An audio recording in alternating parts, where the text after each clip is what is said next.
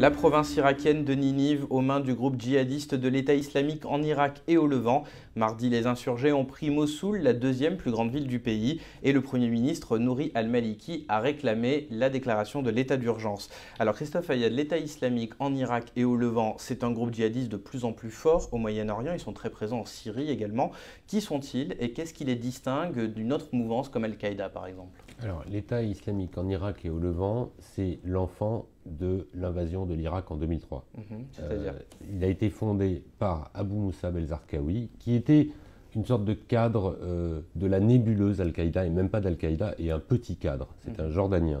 À partir de 2003, il entre dans la résistance à l'invasion américaine. Il agrège tous les groupes islamistes en Irak et surtout, il fait venir beaucoup de djihadistes du monde entier qui viennent se former là pendant 10 ans de combat.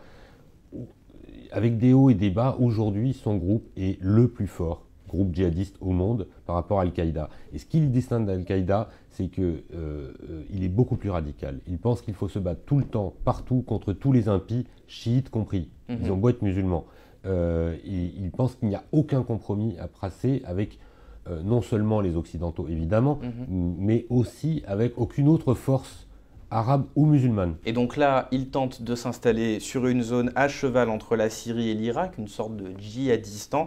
Quelles sont leurs chances de s'implanter définitivement alors que l'État irakien est très affaibli et que la Syrie est en guerre?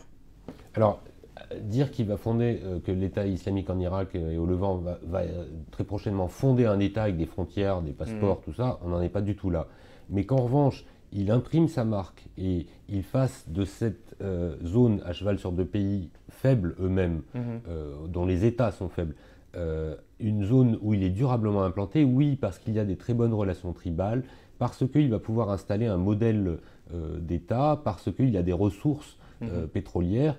Donc voilà, c'est dans son intérêt et il a des bons atouts pour ça. Il y a un terreau avec des populations sunnites excédées et il y a un régime détesté en Syrie et en Irak par une bonne partie de la population sunnite. C'est là l'intérêt de s'implanter, c'est-à-dire d'utiliser les ressources, notamment pétrolières en Irak, et d'être un interlocuteur aussi privilégié avec l'extérieur. Alors un interlocuteur, c'est beaucoup dire parce que c'est un interlocuteur quand même très très violent, mais c'est vrai qu'aujourd'hui c'est une force avec laquelle des États vont devoir compter, comme la Turquie, comme l'Arabie Saoudite. Imaginons que l'État islamique en Irak contrôle un territoire dans l'ouest et le nord de l'Irak, eh bien c'est aux portes de l'Arabie Saoudite qui est le cœur de l'islam, le berceau de l'islam sunnite et la plus grande réserve de pétrole au monde.